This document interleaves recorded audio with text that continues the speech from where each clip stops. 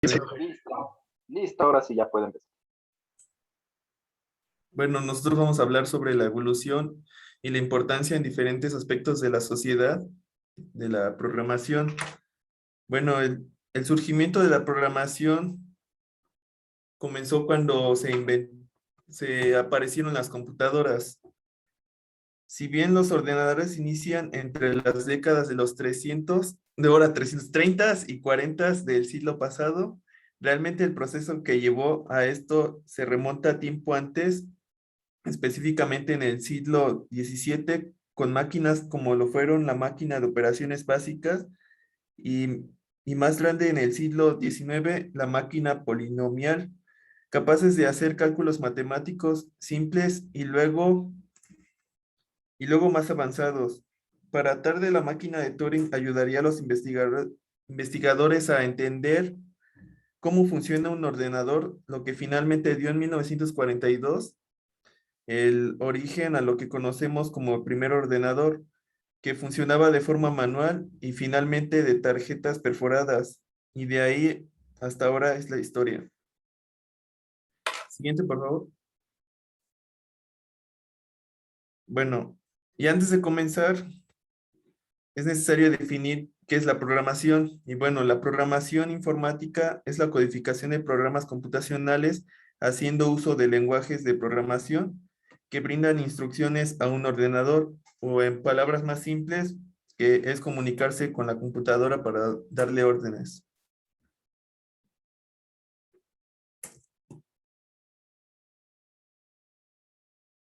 El siguiente.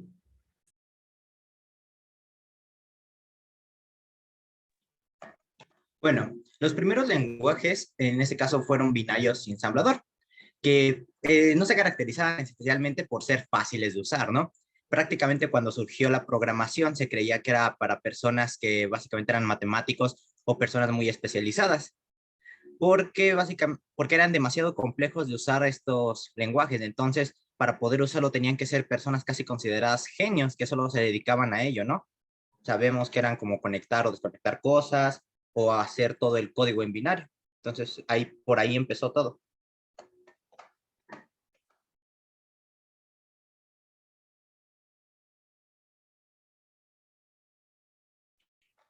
Algo muy diferente a lo que actualmente conocemos como programación, ¿no? Que ahora pues es mucho más sencillo, prácticamente tenemos 1000 herramientas para poder desarrollar, tenemos muchos lenguajes, muchas cosas que nosotros podemos hacer, frameworks y librerías que inclusive mejoran, facilitan y amplían lo que podemos hacer con los lenguajes. Básicamente actualmente con unas cuantas líneas de código ya podemos empezar a crear un programa, pero pues no siempre ha sido así.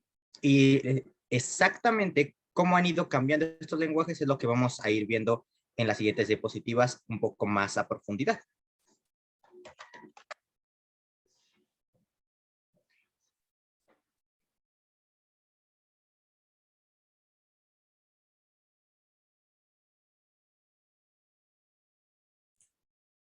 Bueno, el primer lenguaje de programación fue el algoritmo creado por Ada Lovelace en 1883. Este lenguaje fue creado para el motor analítico de Charles Babbage con el propósito de calcular números de Bernoulli. Gracias a este algoritmo se sientan las bases para todos los lenguajes de programación. Tiempo después, en 1936, por primera vez los códigos informáticos fueron especializados por Alonso Church y Alan Turing. Church expresó que el cálculo lambda de la forma formulativa.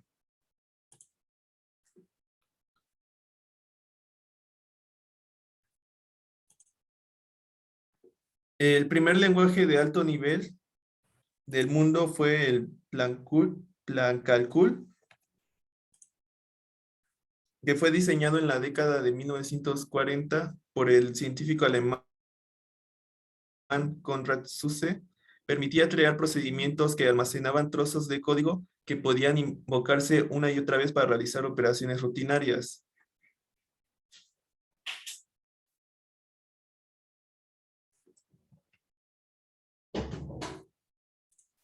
El lenguaje ensamblador se utilizó en la calculadora automática de almacenamiento diferido electrónico, EDSAC. El lenguaje ensamblador era un tipo de lenguaje de programación de bajo nivel que simplificaba el lenguaje del código máquina, es decir, las instrucciones específicas necesarias para hacer funcionar un ordenador.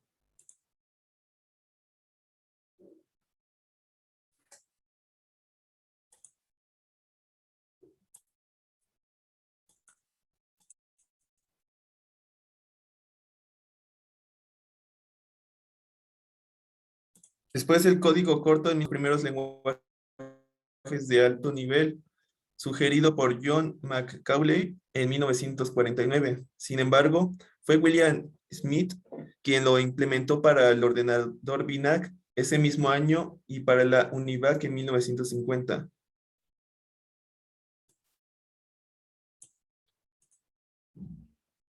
Después, en 1952, el autocode, que era un término general utilizado para una familia de lenguajes de programación, desarrollado por primera vez por Ali Lenie para el ordenador Mark I de la Universidad de Manchester.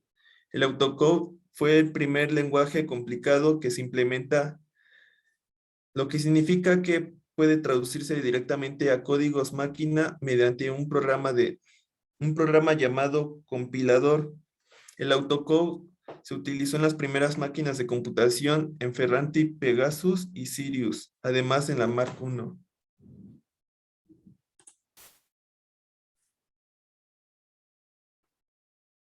En 1957, el Fortran, que fue creado por John Backus y está considerado como el lenguaje de programación más antiguo que se utiliza en la actualidad. Este lenguaje de programación se creó para realizar cálculos científicos, matemáticos y estadísticos de alto nivel. Fortran sigue utilizándose hoy en día en algunos de los superordenadores más avanzados del mundo.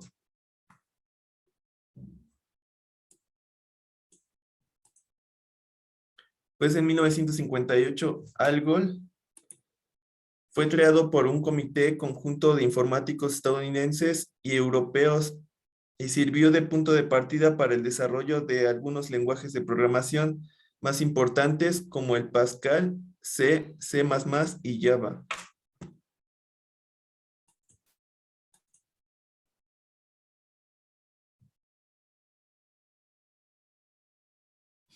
Después, en 1958, se creó Lisp, que fue inventado por John McCarthy en el Instituto Tecnológico de Massachusetts, destinado originalmente a la inteligencia artificial. Lisp es uno de los lenguajes de programación más antiguos que se siguen utilizando hoy en día y puede utilizarse en lugar de Ruby o Python. Empresas como Acceleration, Boeing, GenWorks siguen utilizando Lisp.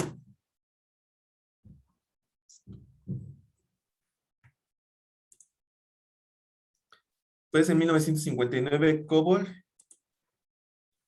que es un lenguaje de programación detrás de muchos procesadores de tarjetas de crédito, cajeros automáticos, llamadas telefónicas, celulares, señales de hospitales y sistemas de señalización de tráfico. El desarrollo del lenguaje fue dirigido por la doctora Grace Murray Hopper y se diseñó para que pudiera funcionar en todas las marcas y tipos de ordenadores. El lenguaje COBOL se sigue utilizando hoy en día, sobre todo en el sector bancario y en la industria de la construcción.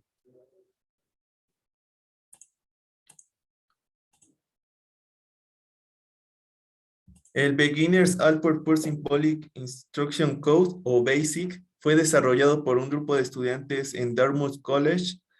El lenguaje fue escrito para estudiantes que no tenían grandes conocimientos en matemáticas o informática.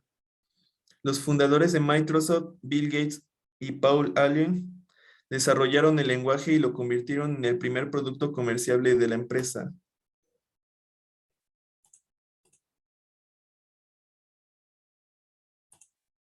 En 1970 se creó Pascal, que fue llamado así por el matemático francés Blaise Pascal, y Niklaus Wirth desarrolló el lenguaje de programación en su honor.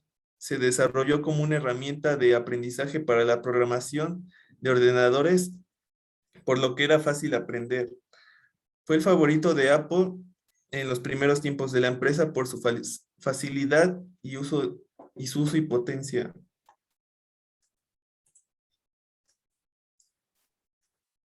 En 1972, Smalltalk, que fue desarrollado en el Centro de Investigación de Xerox Palo Alto por Alan Kay, Adele Goldberg y Dan Eagles. Smalltalk permitía a los programadores informáticos modificar el código sobre la marcha. Introdujo una serie de aspectos del lenguaje de programación que son los lenguajes visibles hoy en día como Python, Java y Ruby. Empresas como Layfly, Logitech y CrowdStrike afirman que utilizan Smalltalk.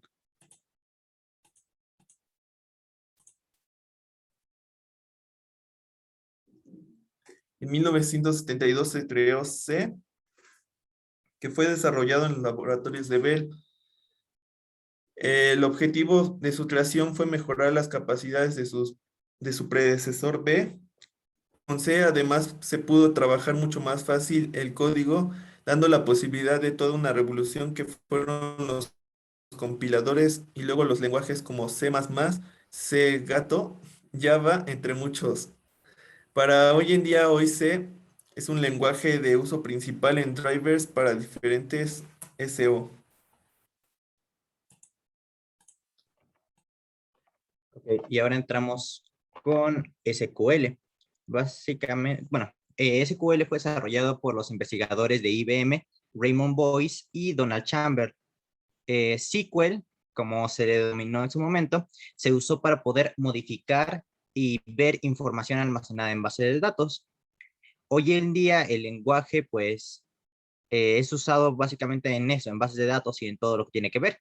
Su nombre quiere decir Structured Query Language, que quiere decir lenguaje de consulta estructurado. Y bueno, nosotros sabemos que hay bases de datos en muchísimas empresas y prácticamente todos los usan. Oracle, Microsoft, Apple y un montón más.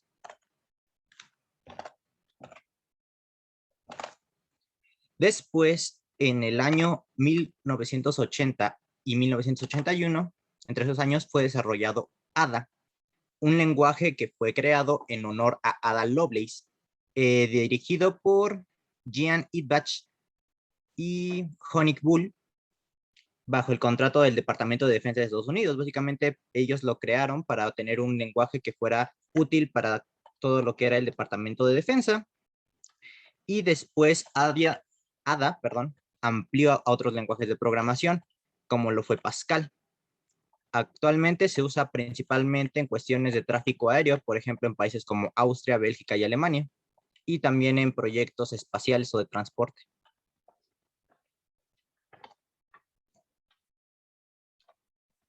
En 1983 fue creado C++, un lenguaje evolución de C. Este lenguaje tiene una gran eficiencia y puede ser optimizado de múltiples maneras. Este lenguaje, dado a esas características, es usado principalmente en programas muy pesados o que requieran una gran cantidad de recursos, potencia y velocidad. En este caso, pueden ser, por ejemplo, programas de edición de fotos, de videos, creación de motores de juego u otras herramientas que necesiten muchas optimizaciones. Tiene soporte de clases y funciones.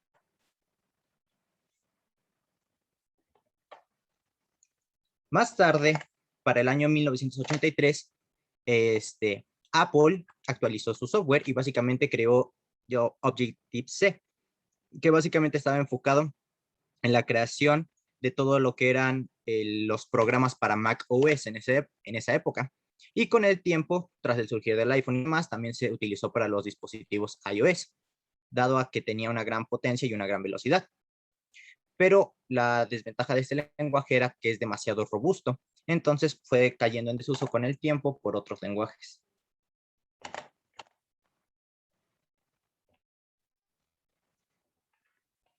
En el año 1987 fue lanzado por WAL. Este es un lenguaje de alto nivel de propósito general. originalmente se desarrolló como un lenguaje de scripting y de edición de texto, pero realmente se usa en algunos otros lugares, principalmente para manejar bases de datos, para administrar sistemas, cuestiones de redes o programación gráfica.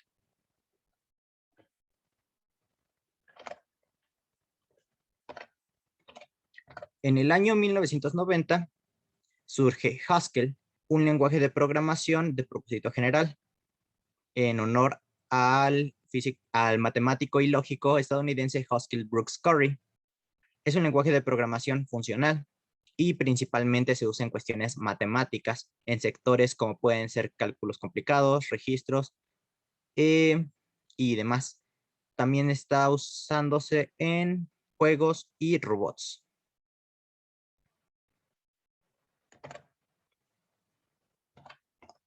En 1991 surge Python de la mano de Guido van Rossum. Python fue originalmente creado como un lenguaje de alto nivel que se enfocó en ser limpio y fácil de manejar para que para que se pudieran acercar más las personas a ellos. Usó influencia, por ejemplo, de lenguajes antiguos como Perl. Y entonces, este lenguaje se empezó a usar muchísimo más en cuestiones como inteligencia artificial, machine learning, automatización de procesos, Internet de las cosas y más recientemente, y también recientemente en backend web debido a su gran eficiencia y modularidad.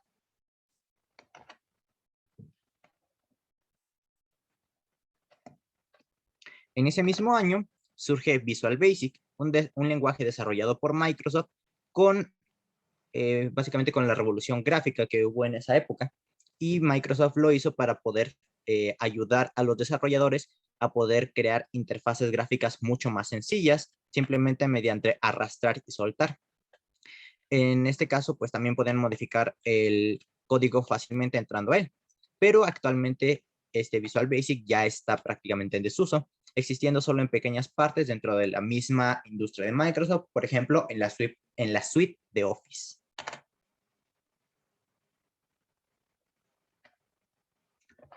En 1993 fue lanzado Ruby, un lenguaje que en su inicio buscaba hacerse hueco, implementando funciones avanzadas de múltiples lenguajes, como podrían ser la facilidad de Python o la potencia que tenía en esa época algunos como Smalltalk.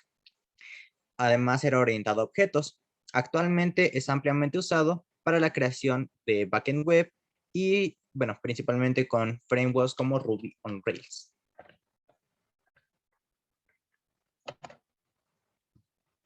En 1995 nace Java, uno de los lenguajes posiblemente conocidos, creados por James Gosling en Sun Microsystems y que después esta empresa fue adquirida por Oracle.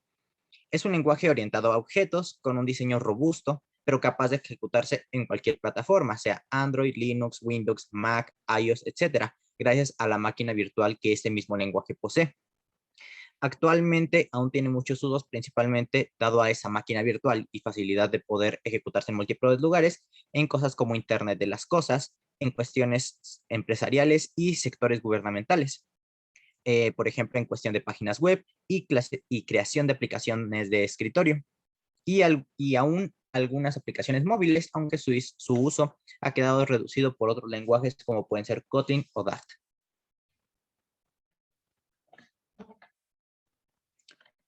Ese mismo año surge PHP, creado por Rasmus Lerdof, con el objetivo de dar dinamismo a las páginas web. Es decir, que éstas pudieran adquirir datos justamente de una base de datos, poder obtener esa información y plasmarla en actualizaciones en la página. Y también con el sentido de dar seguridad, pues el código de PHP se oculta en la web, es decir, no se puede ver directamente desde la parte del navegador, o sea que el usuario final no puede acceder a él. Su uso se sofisticó principalmente con frameworks como Laravel o Symfony en las últimas décadas, en los últimos 15 años. Y como podemos ver, este mismo año, 1995, fue un año donde múltiples lenguajes populares surgieron, pues también de la mano de Netscape surge JavaScript, originalmente básicamente para ponerle una mejora a Netscape en contra de su competencia, y era darle más movimiento y flexibilidad a sus páginas web. Con el tiempo, pues se fue estandarizando en todo lo que es web y se terminó posicionando como el principal rey de ella. Se usa en cuestiones como frontend, backend, inclusive ya en aplicaciones de escritorio y aplicaciones móviles.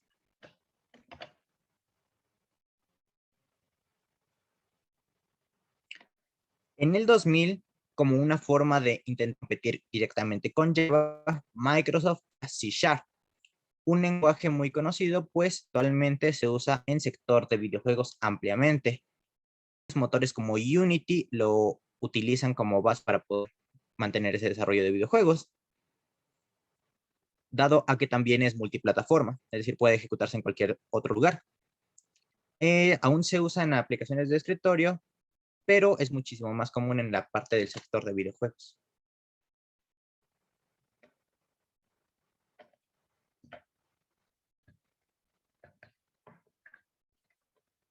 Después tenemos a Scala, que buscaba básicamente combinar las mejores prestaciones de los lenguajes orientados a objetos y los programas funcionales y los lenguajes funcionales, es decir, de matemáticas y orientados a objetos, con el objetivo de facilitar el desarrollo y sobre todo de mejorar las piezas de software que fueran creadas después de un largo tiempo.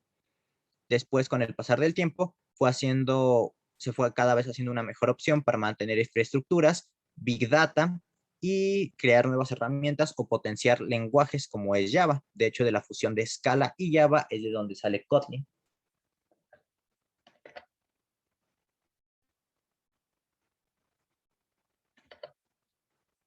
En el año 2003 nace Groovy, otra evolución, o mejor dicho, otro lenguaje derivado de Java, que en este caso buscaba a mejorar las capacidades de Java en cuestión a la facilidad de uso, pues Java es un lenguaje bastante robusto, es decir, quería mantener esa potencia de Java, pero hacer la forma de programar más sencilla y fácil de aprender para personas. Todo esto en pro de la productividad. Y pues actualmente es usado en cuestión de creación de páginas web, apps de escritorio, móviles o scripts para ser embebidos en otros lenguajes.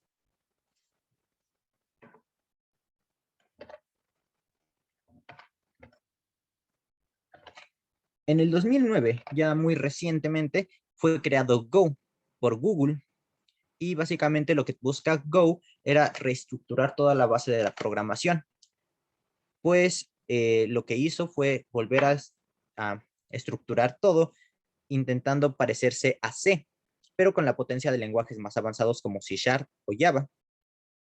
Actualmente su uso principalmente está en backend, pero ya que puede interactuar directamente con el hardware como lo hace C, también tiene un apartado por ahí.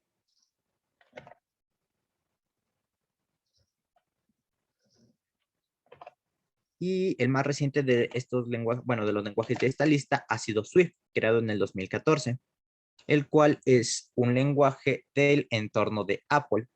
Y su enfoque básicamente fue sustituir a Objective-C, que como habíamos dicho era demasiado robusto. Entonces con Swift lo que hicieron fue dar la mayor flexibilidad y modularidad que tenían ya lenguajes mucho más recientes, pero manteniéndolo dentro de su mismo entorno y pudiendo ser compatible con aplicaciones creadas con Objective-C.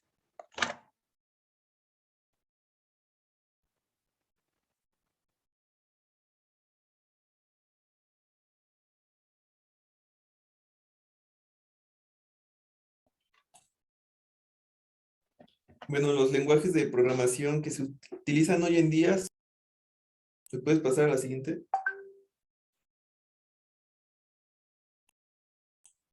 Bueno, según esta gráfica, las, la principal es JavaScript, SQL, Java, HTML, CSS y .NET.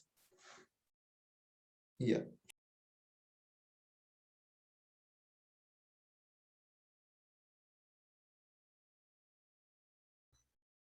Bueno, ahora pasamos a los beneficios de la programación y también la importancia que tiene eso en la sociedad porque nosotros somos quienes la ocupamos y la hacemos de nosotros para nosotros.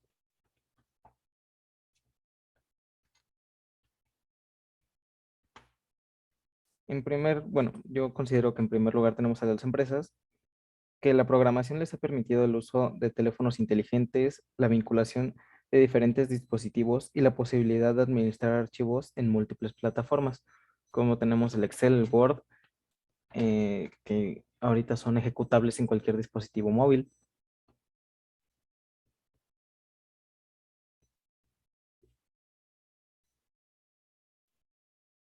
Eso es muy interesante porque son aplicaciones de la informática médica, que son sistemas automatizados aplicados a los procesos de la atención al paciente, incluido el diagnóstico, terapia y también los sistemas de comunicación de datos médicos.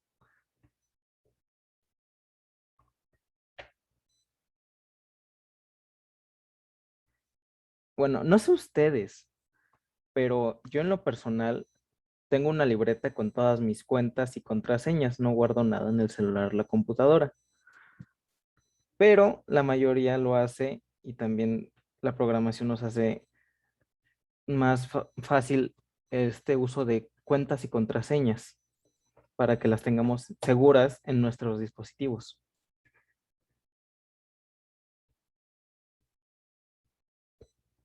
También la inteligencia artificial es la inteligencia de las máquinas obtenidas mediante la combinación de grandes volúmenes de datos. Eh, pues no hay mucho que decir, son todos los asistentes personales. Si tienes un celular Apple, será Siri, un celular con Android, será el OK Google. Y también Amazon ha creado su propia inteligencia artificial, bueno, parte de inteligencia artificial con Alexa, y con ella vienen ¿cómo se diría? Otros usos que ahorita vemos más adelante.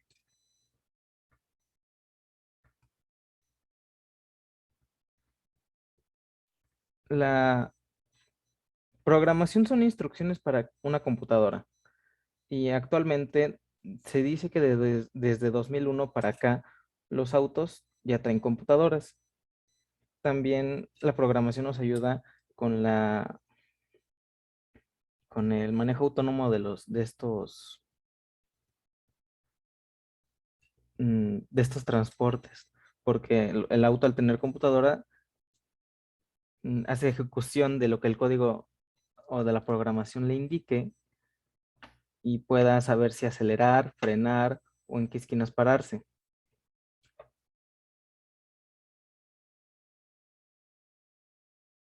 Y aquí está la otra función que le decíamos de las inteligencias artificiales, que podemos automatizar nuestras casas.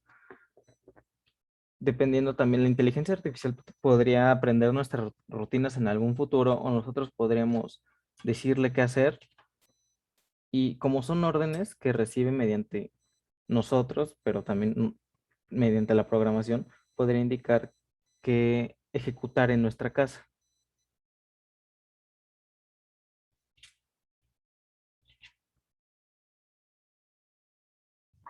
Bueno, yo les voy a hablar sobre la programación en la industria. Se puede encontrar la programación en todo tipo de industrias, este, desde el entretenimiento hasta la musical, sin dejar a un lado las que desarrollan los softwares. Las compañías más grandes a nivel mundial la utilizan a diario en el sector de la logística o para ofertar sus productos y o servicios por medio de diferentes métodos, llegando a ser una de las causas de ingresos. Bueno, ante el impacto sectorial que están teniendo las nuevas tecnologías, la pregunta obligada es que, ¿qué ocurrirá con el empleo en las diferentes ramas de la actividad productiva?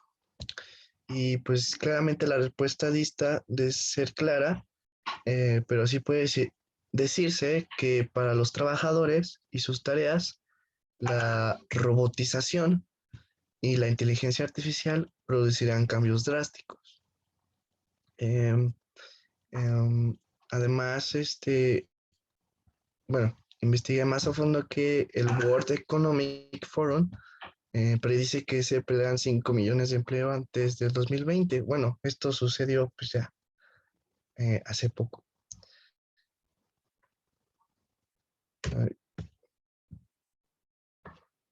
Bueno, también la realidad aumentada aplicada en el ámbito de la educación.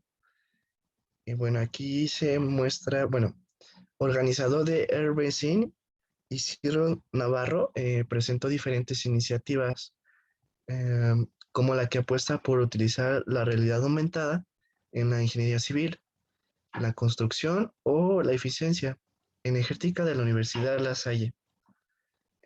También la realidad virtual en videojuegos como Oculus Rift, desarrollada en Dublín, o los experimentos para Google Plus que realiza el HIT Lab NZ en la Universidad de Canterbury. Aquí podemos observar Ninus. eh, bueno, es acercar la tecnología a niños de entre 3 y 5 años, cuya referencia espacial se sitúa a nivel de suelo y para quienes debido a su altura es complicado manejar pizarras digitales.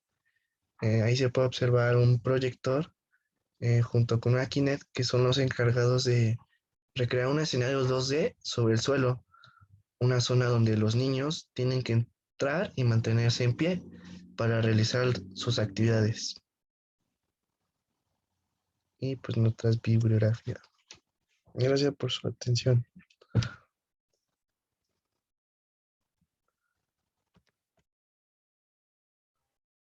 Muy bien, compañeros, muy buena exposición. Nada más como retroalimentación, estos comentarios, por supuesto, no afectan la calificación. Por ahí, si van a leer, pues léanlo antes, 2, 3 leídas, ¿no? Para que no se note que están leyendo, que sea más fluido, ¿verdad? Y en especial el cómo pronunciar algunas palabras, por ejemplo, no se dice babaje, ¿no? Y cosas así. Por ahí donde me dejaron a Android, no hablaron de Android, el lenguaje Android. Hablaron de muchos muy interesantes, pero no incluyeron Android. Bien, eso no es como retroalimentación, ¿no? Para que mejoren sus exposiciones. La dinámica va a ser la siguiente, son 4 en el equipo, entonces la sesión de preguntas se deben de cumplir al menos, se deben realizar por lo menos 8 preguntas. Si no se juntan las 8 preguntas, pues será al revés, será un examen sorpresa sobre el tema que contará como una tarea. Entonces, pues adelante con las preguntas, por favor. Yo estoy seguro que hay muchas, estuvo bastante interesante el tema. Así pueden tomar la palabra sin necesidad de levantar la mano o algo. ¿Alguien? ¿Alguna pregunta? Am, Sí, bueno, adelante. yo tengo una duda, ¿por qué si los programas, bueno, si los programas como JavaScript llevan tantos años, digamos que en el mercado, por decirlo de alguna forma, apenas están viendo utilizados más comúnmente pues, en la actualidad? Por ejemplo, antes nada más, bueno, hace como unos, ¿qué serán? 5 años, yo veía que nada más usaban HTML, no eran como que tal juntar HTML, CSS y JavaScript. En sí, ¿cómo es que ya llevan mucho tiempo, pero apenas se implementan? ¿Cuál ha sido el motivo de eso? De que la gente no lo utilice. Bueno, sí puedo responder esto. Adelante, sí, equipo, adelante. Bueno, en este caso, JavaScript, como dijimos hace ratos, fue creado originalmente por Netscape para trabajar exclusivamente en navegadores. Y esa era su función principal, darle interactividad a una página, que pudieras, por ejemplo, ver animaciones, que pudieras mover ciertos iconos, arrastrar elementos, etcétera. Esa era su función original. Pero con el paso del tiempo, el lenguaje fue creciendo más y más. Y después, ya para el año, me parece que fue 2009, se creó una herramienta que complementó JavaScript, que básicamente fue su extensión Node.js. Y a partir de este surgimiento de Node.js fue todo el despunte que tuvo JavaScript en los últimos años. Básicamente Node.js ya le permitió hacer como Java, es decir, tener su propia consola para ejecutarse en diferentes lugares. Entonces, dado que es un lenguaje muy sencillo de aprender y puede aplicarse fácilmente, se empezó a usar primero para hacer webs embebidas en dispositivos como computadoras y teléfonos, después para aplicaciones de escritorio, para aplicaciones de teléfono, en fin, todo ese ecosistema creció gracias a Node.js, pero pues su propósito original era únicamente funcionar dentro de navegador. Muy bien, muy buena respuesta. Bueno, ¿Sí, compañero? ¿Qué le pareció? aparte- Ah, sí, adelante, adelante. Tal vez no tenga mucho conocimiento acerca de estos, bueno, ¿cómo se dice? Programas de programación, pero también hay muchas empresas o así que se han fusionado como para mejorar esas funciones acerca de la programación, por las cuales, así para hacerlos como más eficaces, además de que agregan a diferentes dispositivos como dispositivos móviles, consolas, dispositivos electrónicos, así como la inteligencia artificial y el uso de la robótica, que ahorita es popularmente actualmente. Sí, muy bien, totalmente de acuerdo, ¿verdad? El desarrollo de las tecnologías, la nube, lo que también le llaman el Internet de las cosas, ha propiciado que estos tipos de lenguajes tengan un mayor uso, un mayor expansión en todos los ámbitos, ¿no? Muy bien, perfecto. Va una muy interesante, por cierto. ¿Quién sigue? ¿Alguien más quiere participar? Yo quiero, pero no sé cómo subir mi mano en esta cosa, ¿cómo la subo? Así, mira, le pones en En Reactions, ahí y ahí para dice alzar la Raise Hand. mano. Ah, Dios los bendiga, gracias. Muy Bueno, bien, adelante. si también puedo preguntar, Adelante, yo adelante. no utilizo muchos programas no he utilizado muchos programas de programación, pero ¿todos utilizan un lenguaje base o si tienes que aprender ciertos lenguajes especiales para cada uno? Yo podría responder eso. Bueno, hasta donde yo lo sé, eh, un lenguaje de programación es como un lenguaje diferente, es como aprender alemán.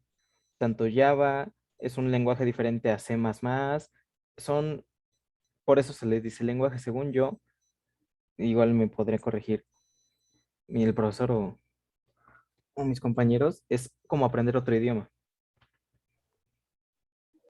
Sí, más o menos Bueno, es como aprender pero, otro pues, idioma, pero bueno, es que, bueno, en mi experiencia personal he trabajado con, por ejemplo, programas como Java y el lenguaje tipo C.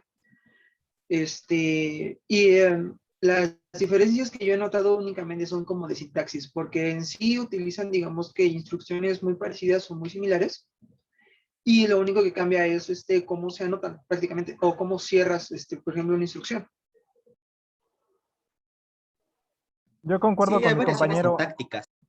Yo concuerdo con mi compañero. La mayoría de las cosas son solamente sintaxis. De hecho, mis profesores en el CECIT nos decían que no nos aprendiéramos como tal en lenguaje, sino a programar, a la lógica tras de eso, porque en cualquier momento podemos buscar la sintaxis. eso muy bien, ¿verdad? Hay que aprender el algoritmo a diseñar algoritmos, ¿no? Perfecto, muy buena respuesta. Sí, y además, como dicen bien ustedes, la gramática en todos los lenguajes, el español, el alemán, el inglés, se rigen por una gramática. Esa es la que se tiene que aprender, no tanto, digamos, el vocabulario. Muy bien, van dos preguntas. Por Yo ahí, a tengo ver, una. entonces, adelante, ah, adelante. También en mi CECIT hablaban mucho sobre que Java estaba muriendo porque ya casi no es ocupado. ¿Esto es cierto? Bueno, No, no creo. realmente no es como que esté muriendo como tal el lenguaje. Lo que ha pasado es que ha evolucionado, porque si escuchamos hace ratos, dijimos que se ha mezclado, por ejemplo, con funciones de otros lenguajes o se ha extendido para mejorarse. Actualmente Java se queda reducido prácticamente al sector gubernamental, es decir, o sea programas de empresas antiguos o bien empresas de gobierno para mantener sus programas, lo tienen, pero está siendo sustituido por otros que han sido evolución natural. Por ejemplo, en aplicaciones móviles por Kotlin, que al final de cuentas Kotlin es un derivado de Java. Por eso si tú programas aplicaciones móviles, puedes usar Kotlin y que este se esté corriendo en la máquina virtual de Java, porque prácticamente funciona dentro de. Y lo mismo ha pasado con otras cuestiones, aunque pues Java como tal no está tanto cayendo en desuso, sigue muy activo, pero es demasiado robusto para lo que se busca actualmente, que básicamente es flexibilidad, modularidad y facilidad de escritura. Tú quieres ahorita escribir rápido y no tener que crear 30 clases para poder simplemente implementar una función. Muy bien, muy bien. Sí, tan solo Android es Java. Es un Java disfrazado, entonces, pues todo el mundo, bueno, La mayoría de las personas ha tenido contacto con un teléfono Android, entonces pues definitivamente no está desapareciendo, al contrario. Muy bien, gracias compañero. A ver, vamos a darle oportunidad a quienes sí alzaron la mano. José, adelante con su pregunta. Van 3, por cierto. Bueno, mi pregunta es más que nada, ¿qué necesidad fue lo que alimentó el hecho de empezar a crear los lenguajes de programación? ¿Sí me expliqué? Sí, ¿por qué se crearon, no? Exacto, sí. ¿Cuál fue la necesidad que alentó a la gente a empezar a buscar una forma de desarrollar este tipo de lenguajes? Bueno, pues en este caso varió. Cada uno de sus lenguajes tuvo un propósito inicial diferente. Por ejemplo, nosotros hablábamos de lo que fue el binario en original. Básicamente era porque era el único que podía entender una máquina. Las tarjetas perforadas todas tenían que estar en binario para que pudieran ser leídas.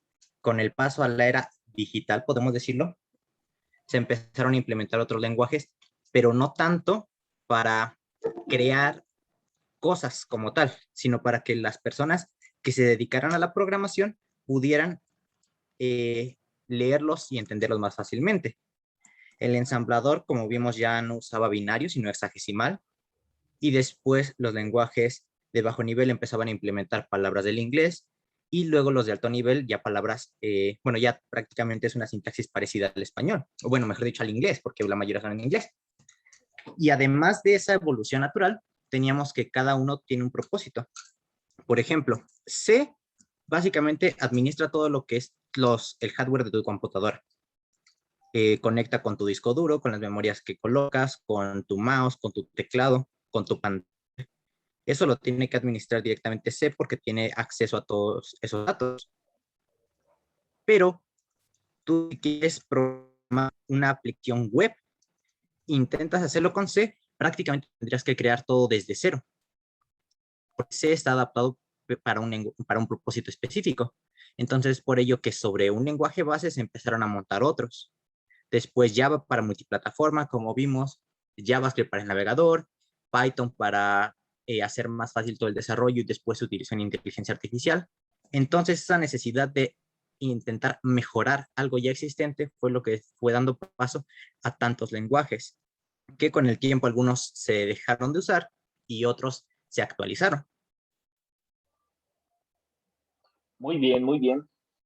Sí, porque así como usted dice, ¿no? Antes se programaba en binario. Esto de binario era en una tarjeta, le hacían un hoyito y ese era un 0, tiene hoyito, era un 1. Y así era como se programaba. Entonces, pues de ahí surgió la necesidad. Alguien dijo, ¿cómo puedo hacer esto más fácil? ¿No? ¿Cómo puedo hacerlo más fácil, mejor, más eficiente? Porque pues, si se le perdía una tarjeta, el programa ya no servía para nada, ¿no? Y tenía que tirar cajas de tarjetas por una que se le perdió o se le rompió o se le echó a perder. Muy bien, esta fue la pregunta número 4. Por ahí alzó la mano Aldo André García Dieta. Sí, gracias. Bueno, pues yo tenía varias preguntas, pero bueno, creo que mi pregunta principal y la más importante que me llegó a la mente es sobre la inteligencia artificial. Bueno, yo supe que la primera inteligencia artificial así como tocha, fuerte que existió fue el Deep Blue, se llamaba, que jugaba ajedrez contra, digamos, por ejemplo, Kasparov o grandes jugadores de ajedrez de la historia. Y pues creo que no les ganaba, o sea, no les ganaba muy seguido, pero sí les llegaba a ganar, ¿no?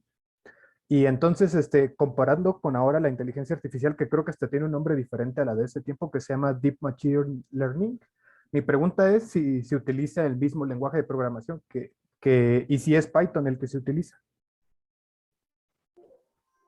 Así no te sabría decir exactamente con qué lenguaje estaba programado. Bueno, esa más bien si primera en computadora. o sea, bueno, si se utiliza el mismo lenguaje de programación para inteligencia artificial desde sus principios hasta ahora, o si ha habido cambios en el lenguaje, que yo sé que es Python como lo mejor para ello, aunque he visto que también he visto gente que lo hace en Java y demás. Entonces, Sí.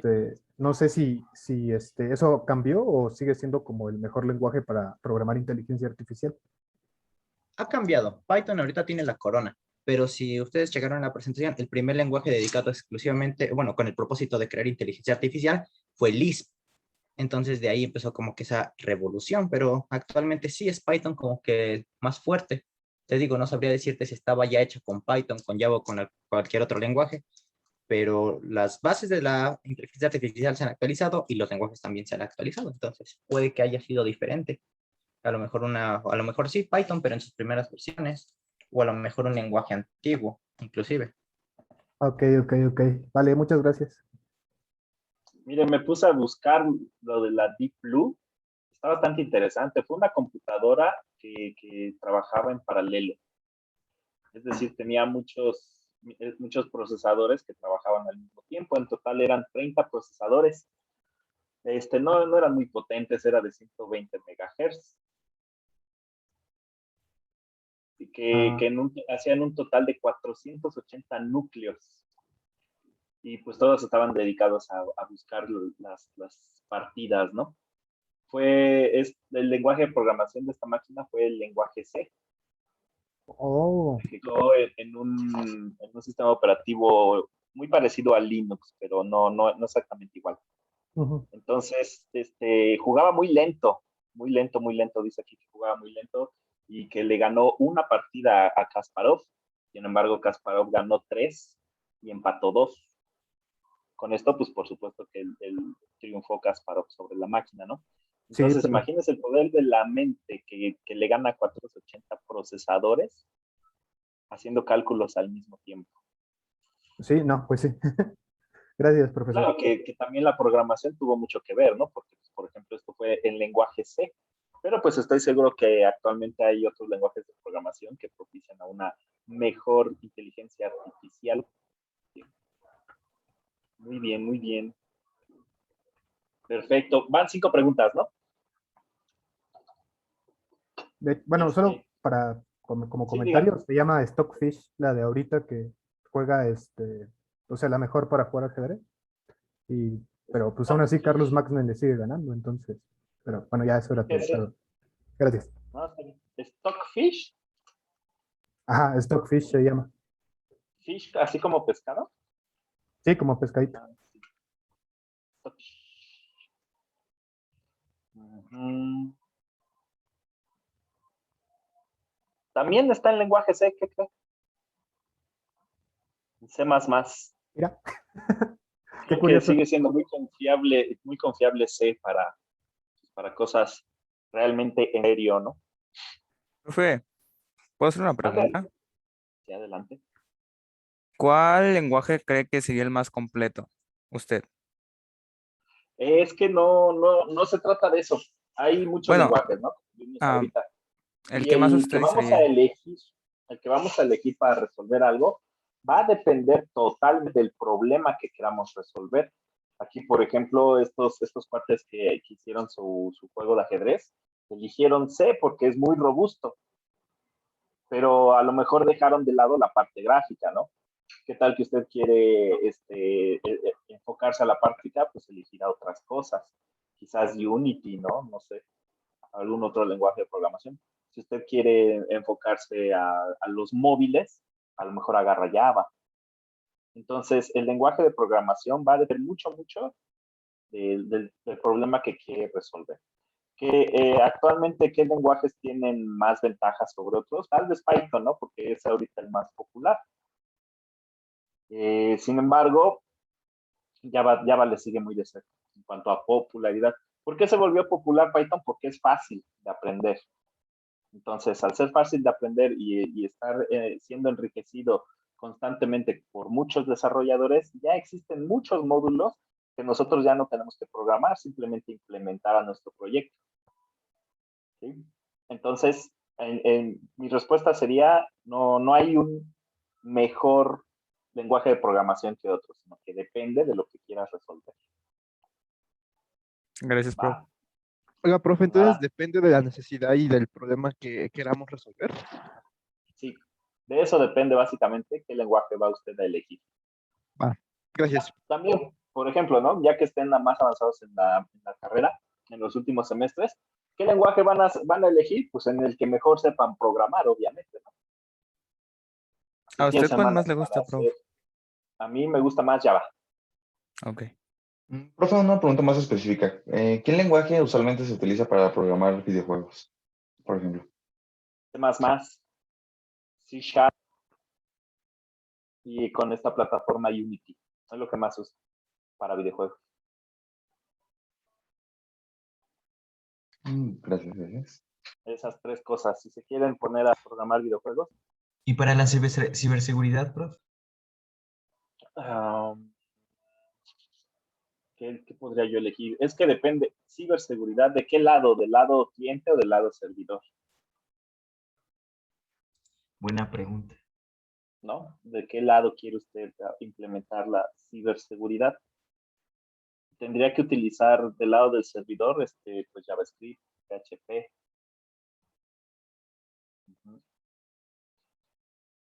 Esas. Y del lado cliente, pues ahí, ¿qué sería? Yo creo que Java elegiría si me pusiera a hacer cosas de seguridad del lado cliente, agarraría Java. Muchas gracias. Muy bien.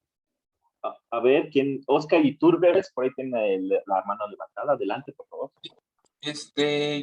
Por ejemplo, ¿qué diferencias hay en específico, por así decirse, que hace que una aplicación sea más optimizada que otra? ¿A qué me refiero? Por ejemplo, la versión Minecraft Java, que como su nombre lo dice, es una versión que fue programada en Java, pero la versión de Bedrock, que es programada en C++, es más optimizada que Minecraft de Java. ¿Por qué se debe eso? ¿O por qué diferencia tiene específica como tal para que suceda esto? En este caso, la plataforma a la que va dedicada. Y es que, como dijimos, Java es un lenguaje que desde su origen fue concebido para poder ejecutarse en cualquier plataforma. ¿Cuál es la desventaja de esto? Que al ejecutarse en cualquier plataforma y tener una máquina virtual bastante robusta, su rendimiento se reduce en comparación a otros lenguajes. Y, por ejemplo, hay otros que se ejecutan de cierta manera o se pueden adaptar específicamente para una única plataforma. Entonces, Pero ahí sí tú tienes... se supone que tanto la versión de Java nada más está nada más está PC, y la versión de Bedrock suele estar tanto en consolas como en celulares y PC, obviamente. Pero igual sigue siendo muchísimo más optimizada la versión de Bedrock que la de Java. Es por la aplicación nativa. Y también por lo que habíamos dicho, que más al ser básicamente un lenguaje derivado de se puede optimizarse mucho mejor. Es decir, tú puedes hacer trabajos para optimizar hasta cierto punto, pero si te intentas meter con la máquina virtual, tú si quieres hacer una optimización directa ahí, tendrías que modificar tú directamente toda la máquina virtual. Y C++ puedes modificar, o bueno, mejor dicho, hacer las optimizaciones de forma más sencilla. Por eso es que se usa para programas muy pesados también, porque es más rápido. Si tú intentaras hacer un motor de juego exclusivamente con Java y después intentas hacer un motor de juego con C++, posiblemente sea más optimizado el de C++ directamente por la forma en que está estructurado el lenguaje. Sí, muy bien. Yo me imagino que también va por el lado de que pues le echaron más ganas, ¿no? Un desarrollador que otro le puso más empeño a su desarrollo.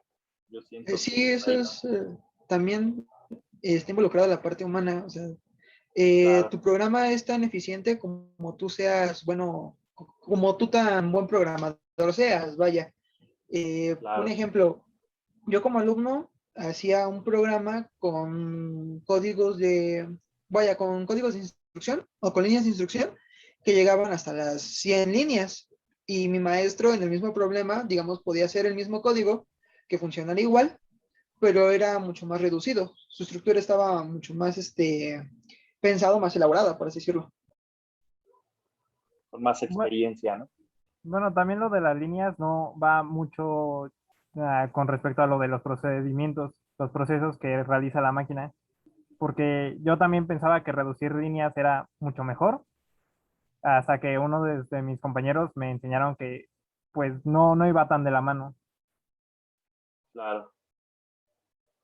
Sí, por supuesto. No es Por eso necesariamente hay que... mejor, pero O sea, en un principio cuando estás aprendiendo, sí, o sea, sí te ayuda porque entre menos líneas tengas, quiere decir que tu proceso lógico es un poco mejor, pero solo al principio, o sea, pero ya obviamente conforme vas avanzando, pues no es necesariamente el óptimo, pero para tu proceso lógico, pues sí te puede ayudar a hacer programas sencillos, ¿no? Yo Por digo. supuesto. Sí, sí, sí, Ahí sin sí, duda. en el principio sí. Ujú. Muy bien. Sí, por eso es la importancia de aprender qué aprender. Luego un lenguaje de programación, pues no, primero hay que aprender a hacer buenos algoritmos, ¿verdad? La base esa sería. Muy bien. Ya nadie tiene la mano levantada, pero aún faltan un par de preguntas, me parece. Creo que van 6. Entonces, ¿alguien quiere preguntar algo?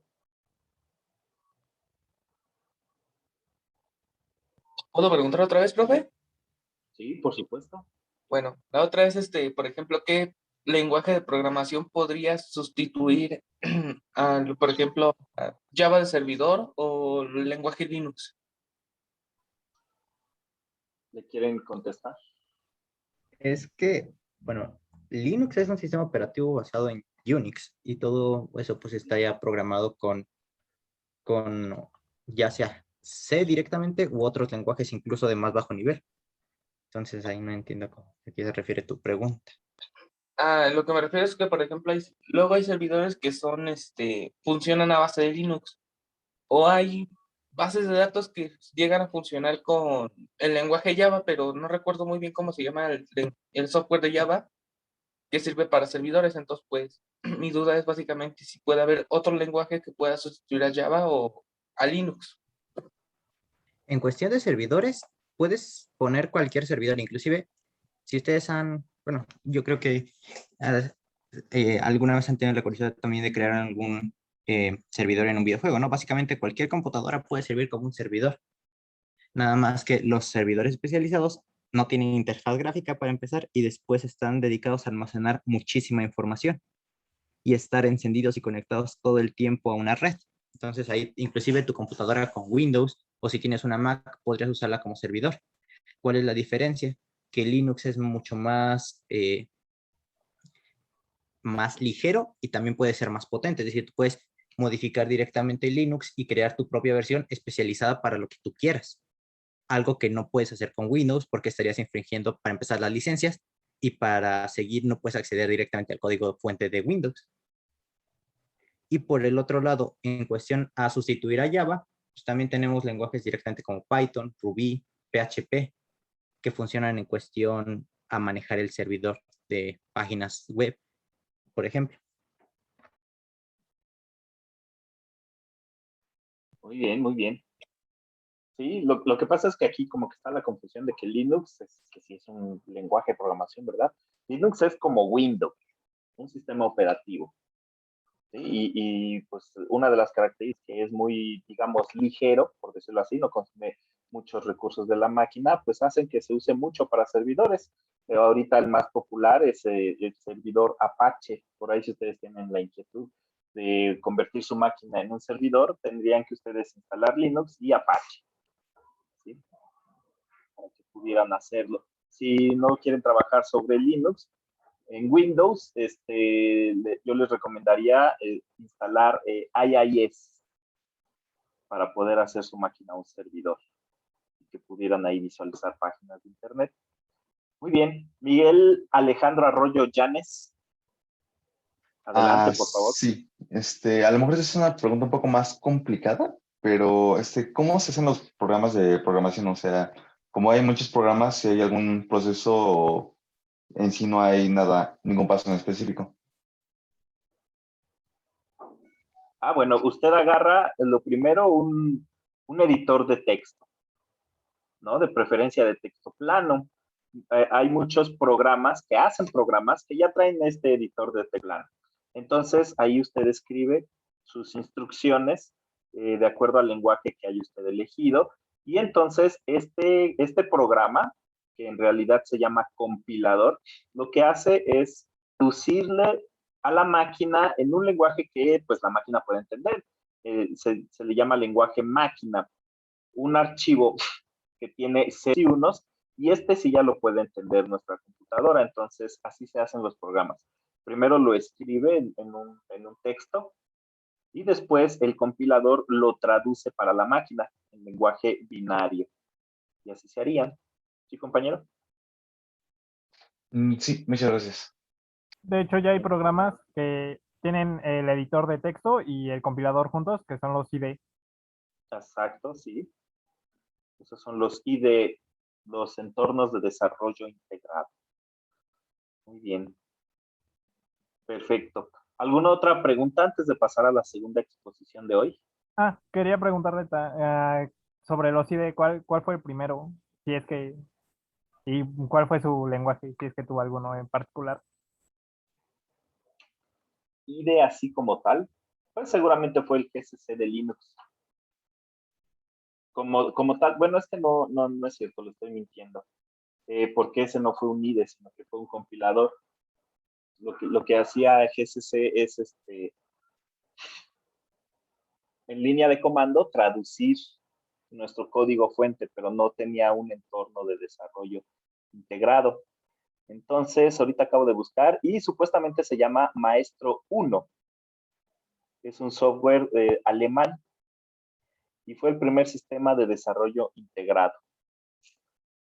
Maestro 1 en 1975. Lo utilizaron 22,000 programadores en todo el mundo. ¿Qué tal? ¿Cómo ve? Esos alemanes. Lo rifaron. Muy bien. Están locos. ¿Sí, compañero? Los alemanes están locos. Un poquito. ¿Alguna otra pregunta? ¿No? Bien, entonces, me gustó mucho su participación. Muchas gracias. Pasamos a la siguiente exposición con Hugo Armando Martínez, Zurita Cámara, Orihuela Arellano, Hernández Chanelo. Por favor, entonces, cuando ustedes quieran, pueden comenzar. Sí, claro. Solo nos ponemos de acuerdo de quién comparte la pantalla. Ya. Ya. ¿Sí se ve bien? ¿Todo bien? ¿Se ve o no? Sí, sí. Todo bien, todo correcto. Y Sí, me ya se alegra. ve. Bueno, nosotros somos el equipo número 2 y vamos a hablarles sobre la solución de problemas con algoritmos. Y bueno, obviamente, ¿qué son los algoritmos? Bueno, en la ciencia de la computación se ocupan los problemas computables. Se les llama computable aquella abstracción de la realidad que tiene alguna representación algorítmica. Y bueno, el propósito de la programación es crear programas que resuelvan algún problema, que se comporten de una manera determinada o que pues nos ayuden en la vida diaria. ¿Qué es un algoritmo? Aquí hay un video que creo que lo va a explicar pues mejor que bastante texto.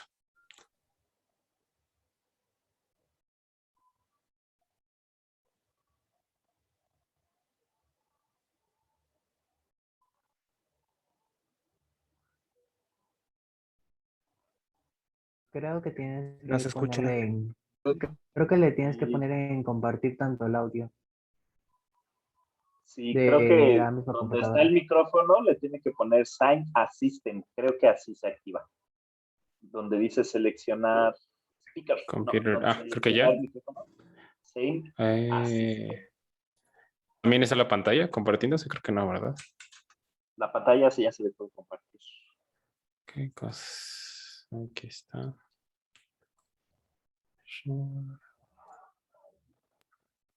¿Dónde? A ver. Donde está el micrófono hay una... A ver. Ajá. Dele play a ver si ya se oye. No, ¿Ya? ¿verdad? Todavía no. No se oye. No. Nada más donde cuando es share screen, dale donde dice share with audio, y es como Ok. una casillita. Ya, Está listo. bajita. Listo. Perdón, disculpen. Es más asombroso. El mundo digital está lleno de cosas cada vez más asombrosas. Hay carros que se manejan solos, celulares que convierten nuestra voz en texto, robots que compran y venden acciones en la bolsa, etc. ¿Cómo es posible todo esto? Por supuesto, la respuesta completa pasa por muchos inventos, microchips, sensores y demás, pero una buena parte de la explicación se reduce a un concepto clave: los algoritmos. Un algoritmo, por muy complejo y técnico que parezca, no es más que una secuencia de instrucciones, tan simple como eso. ¿Instrucciones para qué? Para lo que sea. Lo único que importa es que haya un estado inicial, un input, y que siguiendo al pie de la letra una secuencia de pasos, se produzca siempre un resultado, un output. Por supuesto, todo esto suena muy abstracto y es en la práctica que uno se da cuenta de que ya conoce este concepto. ¿Todavía recuerdan cómo se multiplica con papel y lápiz? ¿El paso a paso? Básicamente, toca comenzar por la derecha, multiplicar número por número, acumular las decenas y sumar para obtener el resultado. Pues bien, eso es un algoritmo. El input es aquello que uno quiere multiplicar, digamos 65 por 34. El output es el resultado de la operación. Y el algoritmo como tal son los pasos que nos enseñaron en el colegio. Pero no nos quedemos en la descripción, hay que ver el algoritmo corriendo. Comenzamos por las unidades. 4 por 5, 20. Anotamos el 0 y ponemos el 2 en la columna de las decenas. Y voilà, 2210. Uno puede no tener ni idea de lo que está haciendo y con tal de que siga los pasos va a llegar al resultado correcto. Ahora piensen que ese aprendizaje aplica a muchas cosas y que buena parte del conocimiento que compartimos tiene la forma de una secuencia de pasos. Por ejemplo, una receta de cocina es un algoritmo. El input son los ingredientes, el output es la cena terminada y de nuevo el algoritmo indica cómo pasar de un estado al otro. Hay algoritmos para alistarse en la mañana, para poner un bombillo, para subirse al bus y en general, si uno busca instrucciones en las cosas que hacemos, las encuentra en todas partes. La gracia de los algoritmos es que nos permiten obtener resultados sin entender lo que estamos haciendo, pero también que nos permiten comunicar tareas complejas sin explicar el porqué. Eso siempre lo hemos necesitado, pero es particularmente útil ahora, pues tenemos un interlocutor que no entiende absolutamente nada, pero que es perfectamente capaz de seguir millones de instrucciones por segundo, el computador. La programación es el arte de convertir las cosas que hacemos o las que quisiéramos hacer en una secuencia de instrucciones que un computador pueda procesar, en un algoritmo. Y para eso se utilizan lenguajes lógicos con variables, funciones y ciclos, entre otras cosas. Curiosamente, eso nos pone del lado incómodo de la historia. El que sigue instrucciones, el computador, puede darse el lujo de no entender lo que está haciendo, pero el que diseña las instrucciones, nosotros, o más bien los programadores, tiene que llegar a un nivel de comprensión muy profundo. Y si es difícil darle instrucciones a un ser humano, alguien que puede descifrar cosas por sus propios medios, alguien que interpreta información dependiendo del contexto, ahora imagínense el reto que es darle instrucciones a un computador. A una persona le puedo decir, echa agua en la tetera, pon la tetera sobre el fogón, prende el fogón. Cuando haga un ruido la tetera, apaga el fogón y sirve el agua dentro de un pocillo. A un computador le tengo que decir qué es la tetera, dónde está, qué quiere decir sobre el fogón y un millón de cosas más. Diseñar un algoritmo es una labor inmensamente creativa y cada respuesta que encontramos para un problema en particular es una solución que podemos replicar infinitas veces. El resultado es que todo el tiempo estamos interactuando con algoritmos y lo interesante es que esos algoritmos no solo hacen la vida más fácil, cosas como mandar emails y pagos en línea, sino que también modifican nuestras decisiones. Un algoritmo te recomienda libros en Amazon, otro te entrega resultados en Google, un tercero te dice por dónde manejar tu carro. ¿Y cómo se logra semejante proeza? Con instrucciones, muchas, pero todas sencillas. En últimas, lo más interesante de los algoritmos es que nos dicen muchas cosas. Son una solución al problema de cómo automatizar X o Y tarea, una solución que puede ser elegante y asombrosa, pero también son una forma de manipular lo que nos rodea a través de la computación y además ponen en evidencia el modo en que interpretamos el mundo. ¿Por dónde nos lleva ese camino? ¿Qué cosas podremos automatizar en el futuro? Eso está por verse, pero si miramos hacia atrás, piensen que la evolución, a su manera, es un algoritmo. El input es la materia, las instrucciones son reproducción, mutación y selección, y el output es la diversidad de todas las formas de vida que existen. Por cierto, si alguno de ustedes está interesado en explicar... Listo. Bueno, como nos dice en el video, un algoritmo es cualquier secuencia de instrucciones que nos llevan de un punto A a un punto B o a un resultado, a alguna cosa, alguna acción, a conseguir un objetivo, cualquier cosa. Entonces, pues un algoritmo básicamente es lo que hacemos todos los días, ¿no? Bueno, ¿cuáles son las características de los algoritmos? Los algoritmos deben de ser precisos y pues deben de indicar el orden en cada paso, porque si tú al programar no pones una indicación bien o no le enseñas bien a la computadora o le dices las cosas bien, pues no te va a entender. El algoritmo debe ser definido. Si se hace 2 veces el algoritmo, nos tiene que dar el mismo resultado esas 2 veces. Y pues debe de ser finito, o sea, tiene que terminar en algún momento.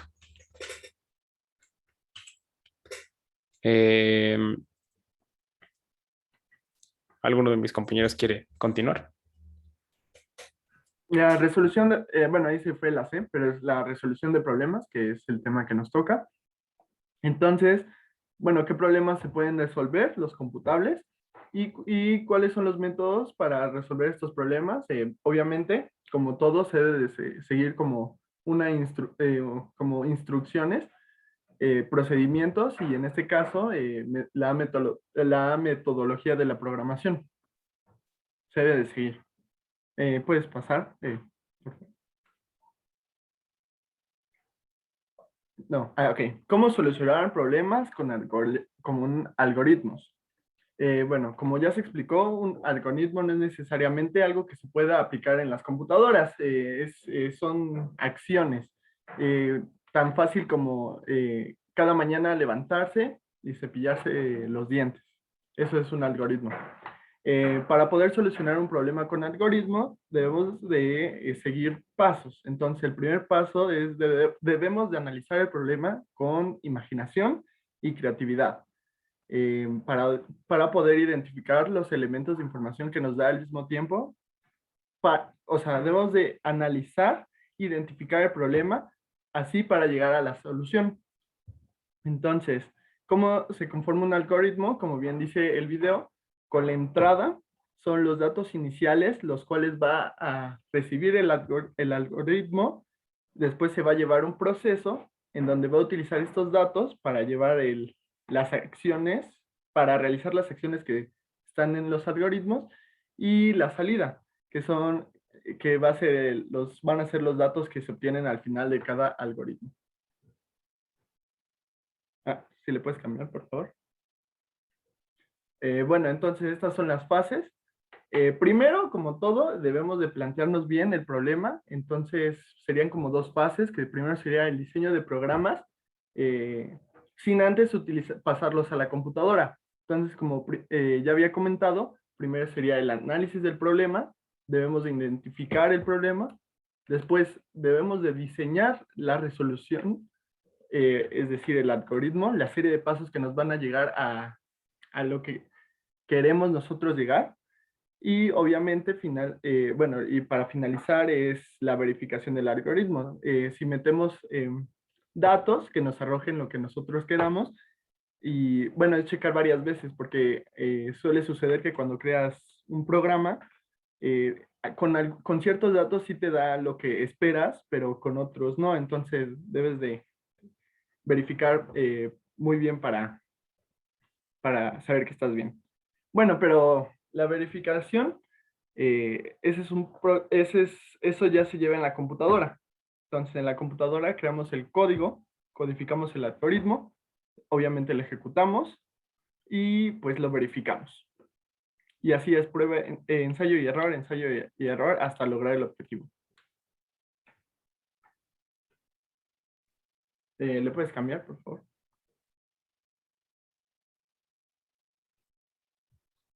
Bueno, aquí es un diagrama, como se puede ver. Entonces, primero es la solución de un problema computable. Analizamos el problema, definimos el problema, identificamos los datos que queremos meter. Y bueno, aquí es el procedimiento. O sea, creo que en sí mismo se explica el procedimiento para la solución de problemas. Entonces, por un lado es el análisis y el diseño, etcétera, etcétera. Y bueno, ¿para qué sirven los diagramas de flujo? Es de que nos ayudan a solucionar problemas de una manera estructurada. Y bueno, igual, como hace rato, hubo otro video para explicarlo mejor que nosotros.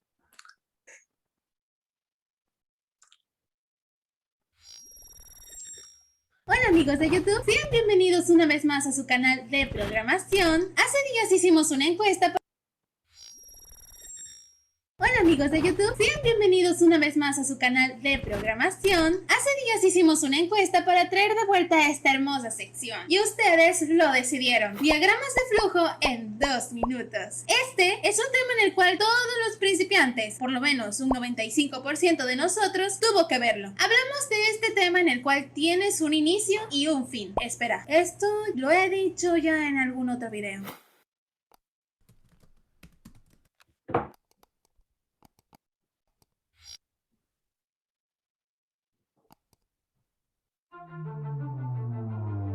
Luego te preguntan, ¿y esto es un óvalo? Pues no, es un inicio y un fin. Vaya, esa estructura que tu profesor te dijo que sería más fácil programar si lo aprendes primero, pero cuando lo ves, no sabes por dónde iniciar. Lo único que ves es un mapa conceptual. Sí, este mapa, no este. Tu profesor te dice, mira, aquí inicias y aquí acabas. Y dices, bueno, esto es fácil. Pues no, te añade un maldito ciclo que te lleva al principio, pero después otro que no lleva al principio, sino a otra decisión, que lleva a otra decisión. Tranquilo, todos pasan por ese sentimiento. Antes que nada, tienes que aprender que aquí cada figura representa algo distinto. Bueno, algunas se repiten o son diferentes en distintos programas, pero no te preocupes. Cada figura, sean distintos o iguales, tiene un mismo propósito. Los óvalos o círculos son representados por el inicio y el fin, es decir, siempre van al principio y al final. En este rectángulo es donde harás tus declaraciones. Así es lo equivalente a declarar variables en programación. Si vas a ocupar números, aquí van guardados. Si vas a ocupar palabras, aquí van guardados, ¿ok? Y en este se piden normalmente datos. Por ejemplo, inicio. Pedimos valor 1. Pedimos valor 2. Declaramos la suma y mostramos qué rayos es eso. Puede que para mostrar datos te haya dicho que es con esa figura o con esta. Repito, hay programas o profesores que lo muestran distinto, pero lo importante es que entiendas lo que está sucediendo, ¿ok? Y al final, si no pones final, llegará el típico profesor a decirte, es que no tiene final, estás reprobado. Pero tranquilo, siempre que estés haciendo un diagrama y lo vayas a acabar, recuerda este video y mi voz diciéndote, pon el maldito final a ese diagrama. Todos están felices con sus sumas y multiplicaciones hasta que llega esta cosa y dices, oh no, esto se va a poner feo. Pero una vez que la vas ocupando, te das cuenta que es de las figuras más amigables que puedes tener en tu diagrama. Es simple, si es correcto, el diagrama se irá para acá y si no, se irá para acá. Tómalo como si hacer un diagrama fuera hacer un mapa, un camino, y esto es equivalente a como cuando te equivocas de carrera y eliges el camino incorrecto. Una decisión correcta y una incorrecta. Sencillo, ¿no? Pues no, llegan los malditos bucles a darle vueltas a tu hermoso caminito que tenías derecho y ahora parece una autopista pistón. Pero tranquila, pequeña persona, recuerda que estoy aquí para ayudar. Recuerda el concepto del mapa. Haz como si esto fuera un juego de Mario Party. Este eres tú. Comienzas en el inicio, ni modo que empieces en el final. Avanzas y te pide el valor de calificación 1. Después te pide el valor de calificación 2. Se crea el promedio y entras en una decisión. Si el promedio es mayor a 6, entonces pasas. Pero no, tú reprobaste. Entonces tienes que regresar desde el principio hasta que esto se cumpla y puedas llegar al final. ¡Excelente! Ya que has aprendido cómo es el funcionamiento de los diagramas de flujo, debes experimentar con diferentes ejercicios. O los típicos con muchas decisiones y bucles. Créeme que esto te ayudará para un futuro procesarlo a código. Nosotros somos Absolute y nos vemos en un próximo video.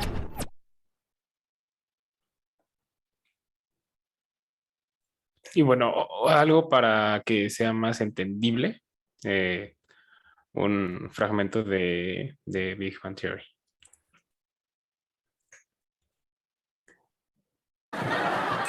Bien, llegáis justo a tiempo. Me parece que he aislado el algoritmo para hacer amigos. Sheldon, no existe ningún algoritmo para hacer amigos. Vamos a escucharle. Si de verdad tiene algo, pondremos un puesto en la feria del cómic y nos haremos ricos. Veréis, mi aproximación inicial a Kripke tenía las mismas deficiencias que padecía yo la cacatúa cuando llegó al zoo. ¿La cacatúa yo? Sí, es nueva en el zoo. Es un libro estupendo y he destilado su esencia en un sencillo diagrama de flujo que me guiará en este proceso. ¿No has pensado nunca en meterle en una jaula cuando sales del piso? Hola, Kripke. Sí, soy Sheldon Cooper. He pensado que no me has devuelto ninguna de mis numerosas llamadas porque no te he ofrecido ninguna sugerencia para continuar nuestra amistad. Tal vez los dos podríamos comer algo juntos. Entiendo. Entonces quizá tengas tiempo para una taza de algo. Las opciones suelen ser té, café, cacao. Entiendo. No cuelgues aún. ¿Qué tal una actividad recreativa? Apuesto a que tenemos intereses comunes. Dime algo que te interese. ¿En serio? ¿Caballos de verdad? Dime otra cosa que te interese. Lo siento, no quiero meterme en el agua hasta que sea absolutamente necesario. Dime otra cosa que te interese. Se ha atascado en un bucle infinito. Yo lo arreglaré. Ajá. Eso es interesante, pero ¿la ventriloquía no es por definición una actividad en solitario? Sí. Dime otra cosa que te interese. ¿Por casualidad te gustan los monos? Oye, ¿qué pasa contigo? A todo el mundo le gustan. Espera, Kripke. Un contador de ciclos. Y una salida hacia la actividad menos aceptable. Howard es brillante. Me sorprende que sea tuyo. Vaya, ¿por qué no hará Sheldon más amigos? Vale, Kripke, eso que me has dicho parece un poco más aceptable y me gustaría proponerte que lo hiciéramos juntos. Mañana. Sí, yo pago. Vale, adiós. De acuerdo. Hora de aprender a escalar. Bueno, espero ya queda un poquito más claro qué onda con los algoritmos. Como se puede ver en ese fragmento, realmente los algoritmos se pueden aplicar para cualquier cosa. Y bueno, también los diagramas de flujo nos sirven para pues, resolver muchísimas cosas. Ahí está. ¿Alguno de mis compañeros quiere? Aquí.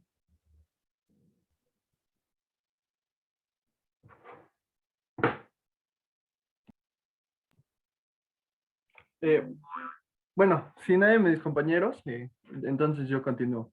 Este es un ejemplo que tomamos de Luis Eduardo Pérez Bernal de la Universidad Jesuita de Guadalajara acerca de cómo solucionar algún problema. Entonces, él nos plantea este problema. La diapositiva. Ok, entonces, calcular el área del rectángulo. Entonces, el primer paso, como ya había comentado, es el análisis del problema. El cálculo del área, bueno, ¿cómo calculamos el área de un rectángulo? Sabemos que es base por altura, ¿no? Entonces, para el primer paso de la entrada es recopilar los datos de la altura y la base. El proceso es obviamente calcular el área basándonos en la fórmula que es base por altura. Y la salida es, bueno, pues son los datos que nos arrojan y el dato que esperamos es el área, ¿no? Que es el cálculo de base por altura. Cambio, por favor. Entonces, la solución de un problema complejo puede requerir muchos pasos y por eso es necesario dividir el problema en subtemas. Este doctor nos dice que el método divide y vencerás es aplicable a la resolución y escritura de algoritmos y programas para computadoras. Bueno, aquí nos explica que este método nos ayuda a simplificar nuestros problemas, así para llegar a un diseño decente. Cambio. Ahora uno de mis compañeros. ¿Quería continuar? Bueno, aquí podemos ver gráficamente cómo es que se puede resolver todo esto, ¿no? Empezando por el problema, la entrada de los datos, que tenemos la altura de la base, el cálculo, que es el proceso, y la salida, que es el resultado, ¿no? Y bueno, seguimos con el siguiente tema, que es el propósito y papel de los fundamentos de la programación en la ingeniería. ¿Qué es la ingeniería? Del término en latín ingenius, que significa genio nato, pues bueno, la ingeniería es todo aquello que nos permite pues la mejora de la vida, ¿no? Por medio de la creación, de la invención y de la resolución de muchísimas cosas. Bueno, los soldados romanos llamaban ingenios a sus máquinas de guerra, reconociendo que habían sido hechas por personas de gran ingenio o por lo ingeniosos de su diseño.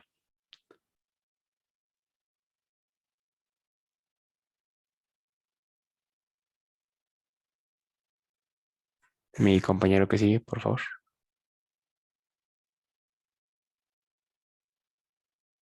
Bueno, actividad encauzada hacia una solución de problemas que aquejan al individuo y la colectividad con base en el conocimiento de las leyes de la naturaleza. Bueno, en sí, la ingeniería, al, digamos que aplicarse, siempre tiende a ser un conocimiento científico y tecnológico para satisfacer algunas necesidades en específico que van surgiendo conforme a pues, nuestra vida diaria. Y no solamente con nosotros, sino que también con las demás personas para encontrar una solución en común. Siguiente.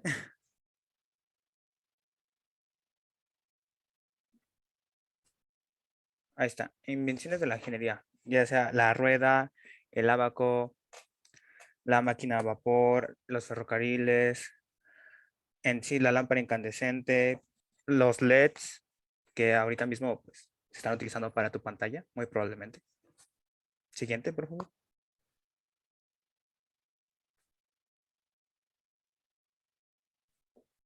Ay, le toca a mi siguiente compañero. Ok, bueno, aquí vamos a hablar sobre la parte de la programación. Esto se describe como un proceso de análisis, diseño, implementación, prueba y depuración de un algoritmo, que es lo que venimos presentando en la exposición. A partir de un lenguaje que compila y genera un código de fuente ejecutado en una computadora. La programación se puede entender como la serie de pasos para crear el código de fuente. Siguiente diapositiva.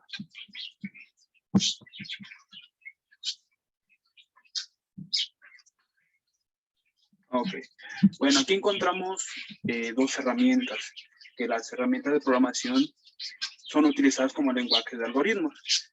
Existen el pseudocódigo y los diagramas de flujo que ya hemos mencionado anteriormente, pero aquí vienen sus significados. El pseudocódigo es un lenguaje algorítmico muy parecido al español, pero más conciso, que permite la redacción rápida del algoritmo. Y los diagramas de flujo ha sido la herramienta de programación por excelencia y aún se sigue siendo muy utilizada. Es fácil de diseñar, pues el flujo lógico del algoritmo se muestra en un diagrama en lugar de palabras, como se mostraron en los anteriores videos. Siguiente diapositiva. Aquí encontramos los símbolos que representa cada uno de ellos.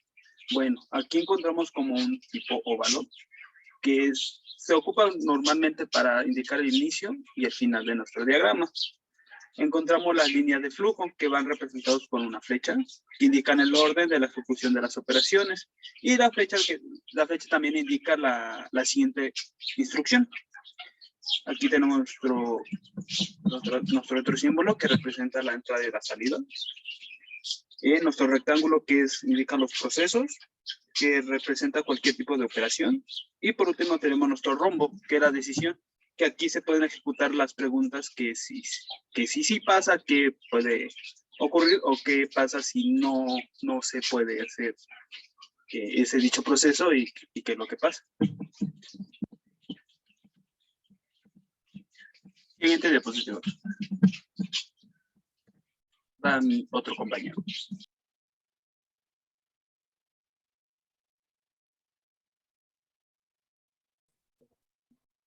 Bueno, pues yo quería explicar un diagrama, no sé si pueda, profesor, que está más arriba, está en la presentación. 9. Sí, claro que puede. Bueno, no se puede. Bueno, pasen por favor, ¿le puedes poner en la parte 9? ¿Le puedes hacer zoom? O así. Bueno, no importa. Este diagrama de flujo es más que nada utilizado para nosotros, los programadores, a la hora de escribir código, porque muchas veces se nos complica o terminamos como que dicen, no, pues ya no compiló. Bueno, les voy a explicar. ¿Funciona tu pendejada? O sea, tu código, no. ¿Le moviste algo? Sí, sí, pendejo. ¿Sabes lo que moviste? ¿No? Haz como que nada pasó. Si nadie se da cuenta, está bien. Si sí le moviste, ya te chingaste. Ahora, supongamos que otra vez no funciona, ¿no? ¿Le moviste algo? No. ¿Crees que haya pedo? ¿Creen que sí? ¿No? ¿Sí? Ya te chingaste.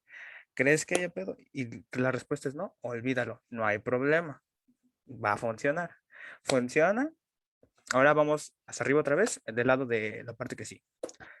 Sí funciona, ni le muevas y ya terminó. Así ya se queda tu código y tan tan se acabó, lo presentas y fin.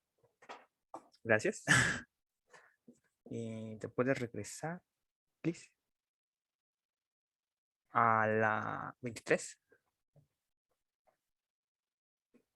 Bueno, los fundamentos de la programación nos permiten crear programas que exhiban el comportamiento deseado. El proceso de escribir código requiere frecuentemente conocimientos de varias áreas.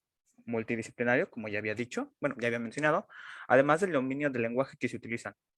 Algunos algoritmos se parecen unos entre otros, como habían dicho en la primera presentación.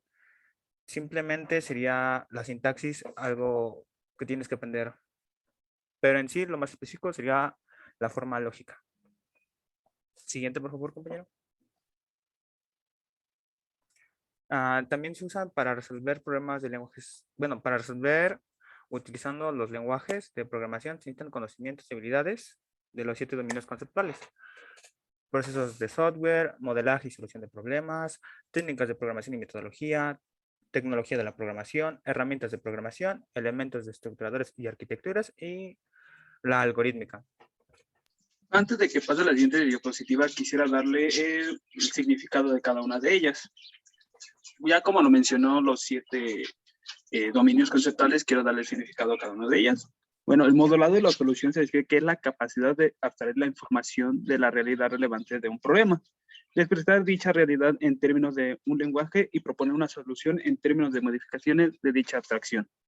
La algorítmica, bueno, lo que se ha venido hablando en toda la exposición, pero de todas maneras se lo digo, es la capacidad de utilizar un conjunto de instrucciones para expresar las modificaciones que se deben hacer sobre la abstracción de la realidad para llegar a un punto al cual el problema se considere resuelto. Tenemos lo que es la tecnología y programación, que son los elementos tecnológicos necesarios para expresar en un lenguaje comprensible por una máquina la abstracción de la realidad y el algoritmo que se resuelve un problema sobre dicha abstracción. Tenemos las herramientas de programación, que son las herramientas computacionales, tal un ejemplo como los compiladores, los editadores, los depuradores, gestadores de proyectos, etcétera, que permiten a una persona desarrollar pues, un programa.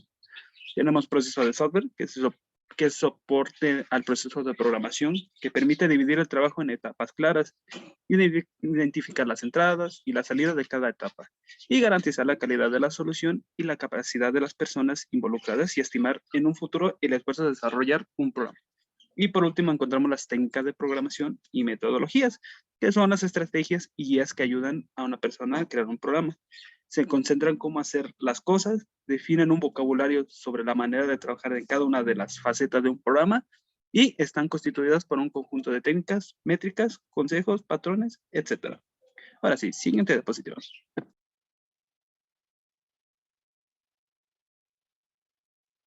Bueno, ahora sí. La programación no es solamente el hecho de... No, atrás. Gracias. No solamente es el hecho de escribir como tal el código, ¿no?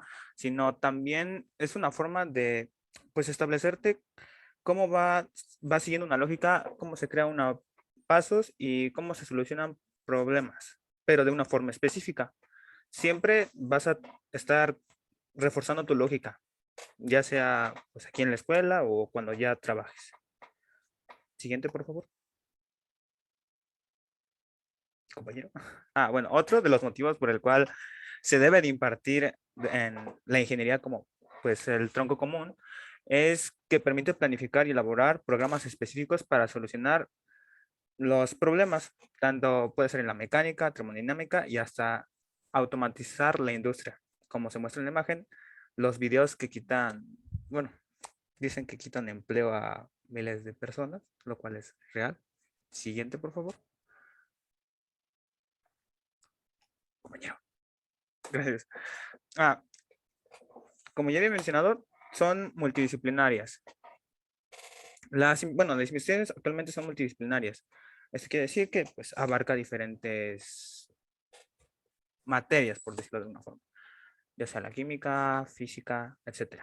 Bueno, una de las influencias que tiene la programación en toda la ingeniería es, por lo general, almacenar datos. Almacenar datos, tener un registro de todo, cómo funciona, qué se supone que debe de pasar ya sea en algunos ejercicios que tú tienes que hacer, experimentos, etcétera, ¿no?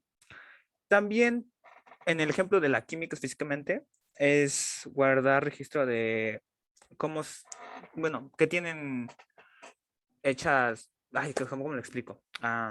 Por ejemplo, el acero, de qué está compuesto, ¿no? Si es acero puro, si uno derivado, si son, no sé, fibra de carbono, por ejemplo, o actualmente el grafeno, que es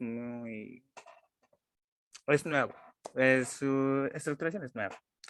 Y también otra de las aplicaciones que normalmente se puede ver o que se usa es en la construcción de edificios. Puedes automatizar un programa que te diga, tienes que hacer esto, digamos que el concreto tiene que soportar cierto peso, etcétera, que no sería tanto como para hacerlo solamente con el programa, sino que sea un auxiliar hacia un trabajador, incluso al mismo arquitecto a la hora de diseñar planos. También lo puede ayudar a ser un gran asistente. En fin.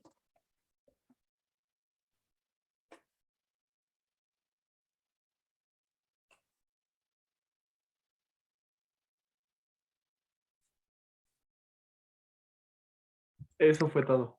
Así es. Muy bien, muy bien. Este tema pues, es bastante importante, ¿no? Vamos a estar hablando sobre él, pues, menos un mes, una semana, tal vez un mes y medio.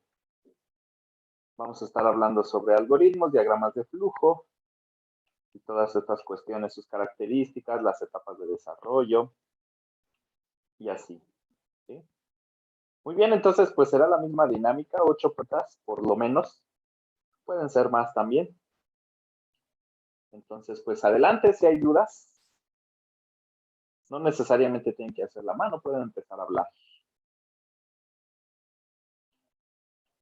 ¿Qué es un pseudocódigo?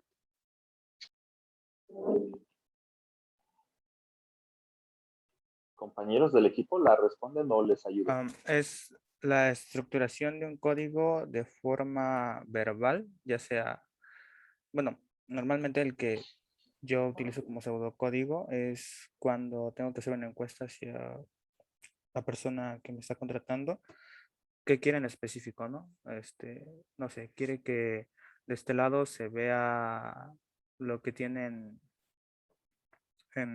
¿cómo se dice? En el carrito. ¿Qué tiene el carrito? Yo lo estructuro en plan de, ok, debe de estar estructurado del lado derecho con el carrito debe de tener los elementos, abajo del carrito deben de haber sugerencias. Eso para mí, en lo que es el ámbito laboral, lo utilizo como pseudocódigo. También hay otras formas de ejemplificarlo, pero pues, es la que yo realmente sé y más o menos la uso frecuentemente. Para complementar la participación de mi compañero, me gustaría decir que, bueno, como vieron en las herramientas para la programación, vimos lo de pseudocódigos y lo de diagramas de flujos. Y entonces, el pseudocódigo literalmente es una representación narrativa de los pasos que vamos a seguir en el algoritmo, como bien dijo mi compañero, y utiliza, bueno, el chiste es de que los pseudocódigos utilizan palabras para indicar el proceso a realizar. Entonces, pues si alguien más lee el código, puede entender qué realiza, qué está realizando. Bueno, sí, prácticamente el pseudocódigo, digamos que es como tu programa, tu código hecho, pero dicho de una forma a tu manera, prácticamente. O sea, puede ser, digamos, puedes poner la palabra entrada y justamente enfrente de esa palabra pones la variable, ¿no? Que vayas a ocupar. Otra vez entrada, la variable. Tu proceso puedes poner igual palabra proceso y prácticamente lo que tienes que hacer con esas variables, ¿no? Ya sea una multiplicación, una división o algo así. Y si tienes condicionales o cosas así, pues digamos la pregunta, ¿no? O sea, si A más B es igual a C, entonces que haga algo o que haga otra cosa. Es así, un pseudocódigo lo construyes de una forma con tu lenguaje prácticamente común, por así decirlo. Muy Y bien, cabría perfecto. viene la Sí, parte sí, Abraham. de eso del pseudocódigo. No sería, no sé si en el método del lenguaje sería como el código de cuando una persona quiere hablar hacia otra persona, ese se le conoce como el código, el cual es el lenguaje, o a hacerlo más entendible hacia los otros, hacia las otras personas, como por ejemplo una persona que habla en inglés no le entiende a alguien que habla en alemán, entonces por eso, perdón, uno que habla en alemán y uno en ruso no se entienden. Entonces, un pseudocódigo para que se entiendan entre los dos sería como el lenguaje, el inglés. Bueno, con experiencia, que en la secundaria tuve oportunidad de hacer unos trabajos de programación, muchas de las cosas como podemos ver en la física y todo eso, ya está, como es un lenguaje universal, entonces en muchas ocasiones estos pseudocódigos pueden ser universales en el sentido que se entienden para todos. En mi caso, el pseudocódigo, por así decirlo, que utilicé sí estaba en inglés.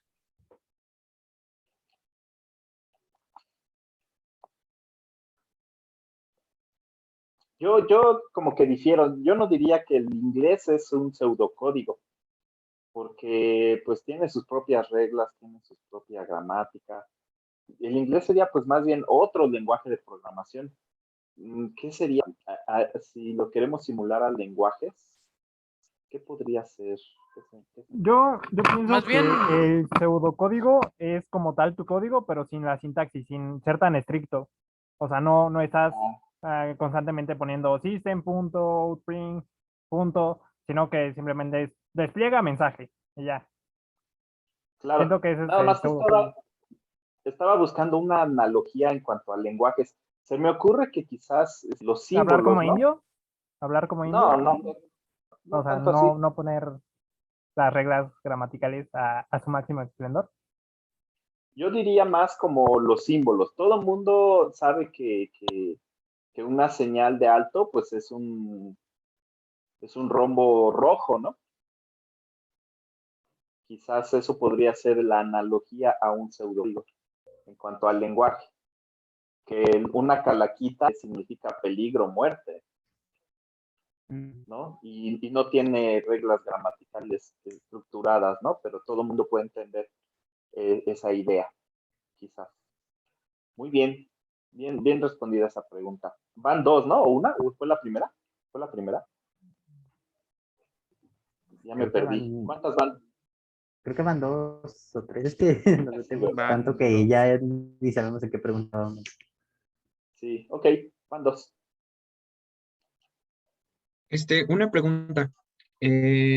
Cuando nos mostraste una tabla sobre los diagramas de flujo, se muestran distintas figuras geométricas.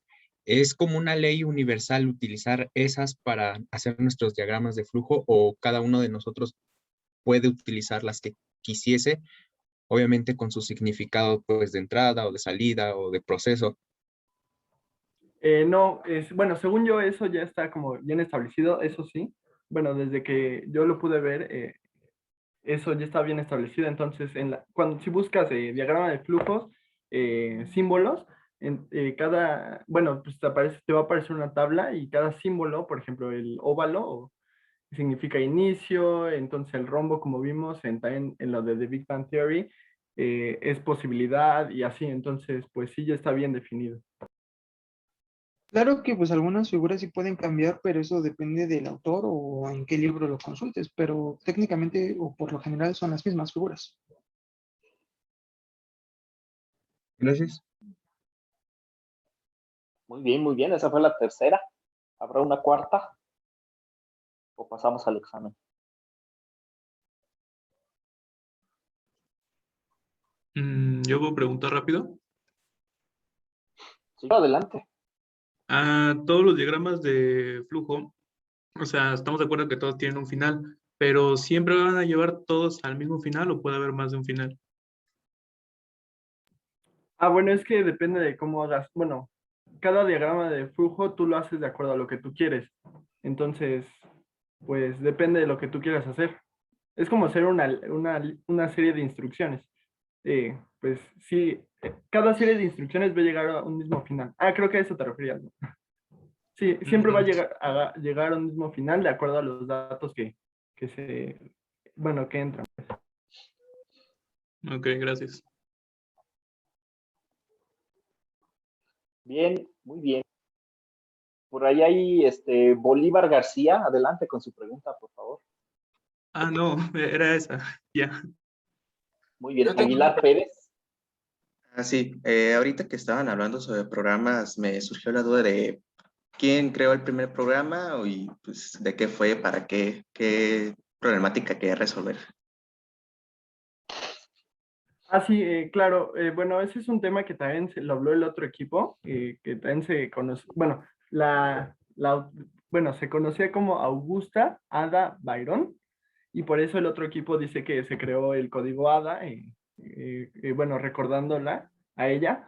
No obstante, este personaje no se conoce mucho, bueno, a menos que vayas a estudiar esto, debido a que no se le dio la fama en su momento. Por lo que pude, al hacer mi investigación, por lo que pude leer, es de que murió a los 36 años, o sea, fue joven, relativamente joven por enfermedad, según yo.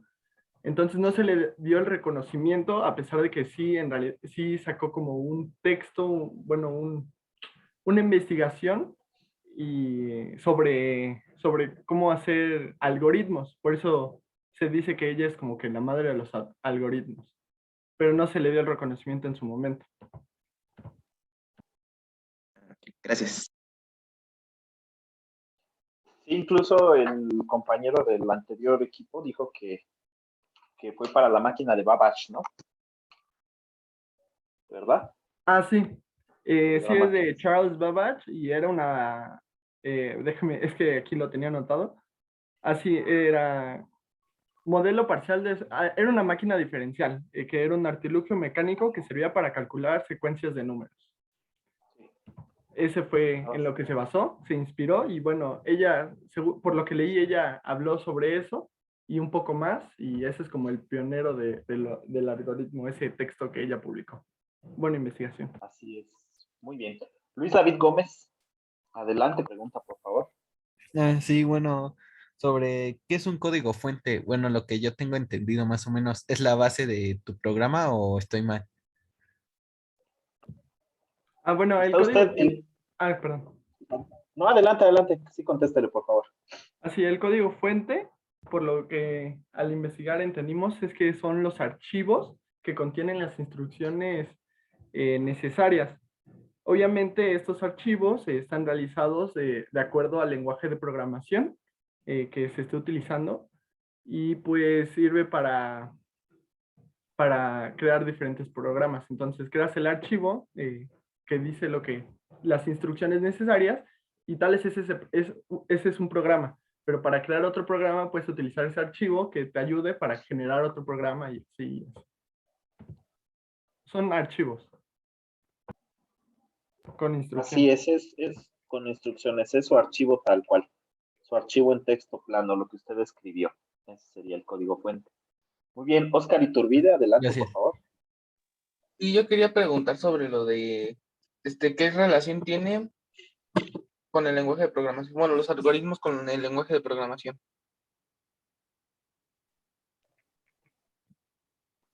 Mucha relación, ¿verdad? Porque pues el lenguaje, el algoritmo es digamos, la serie de pasos a realizar para resolver un problema.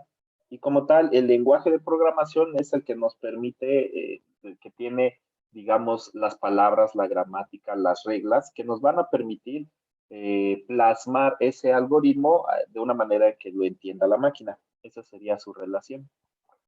¿Sí? Vámonos un poco más rápido, que ya me lo son las 5. Dice en el chat, El algoritmo que hace en el programa, ¿el algoritmo es el programa o es parte del programa? El algoritmo es forma de resolver el problema. Pues, ¿De bueno, qué modo otras disciplinas de ingeniería utilizan la programación? Sí, adelante, no lo escuché. es que yo le Por iba a favor. decir que, pues, el programa como tal es el conjunto de las instrucciones, ¿no? O de los algoritmos diseñados para ser interpretadas. En sí, Ah, los lenguajes nada más transforman, pues ahora sí que de nuestras palabras o de la sintaxis a código binario, es lo que suelen hacer. yes. Así que en sí el programa es un conjunto de algoritmos.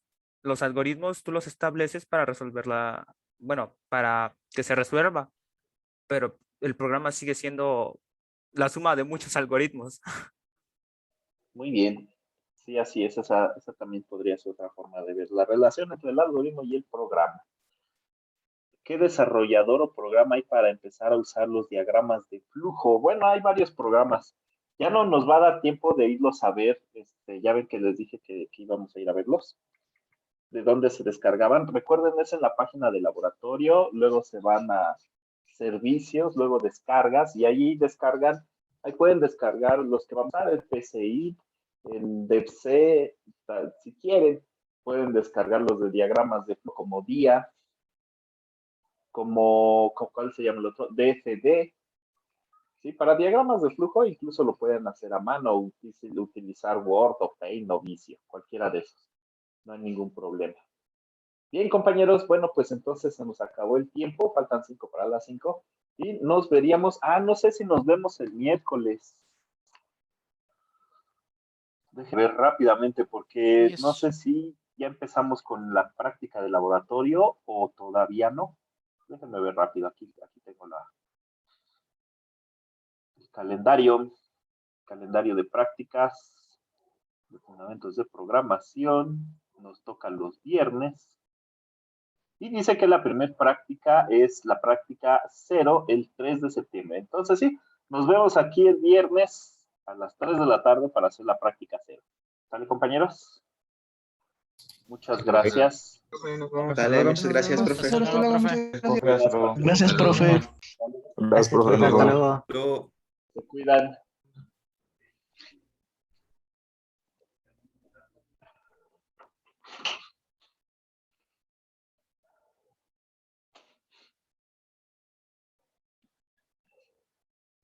Hace frío.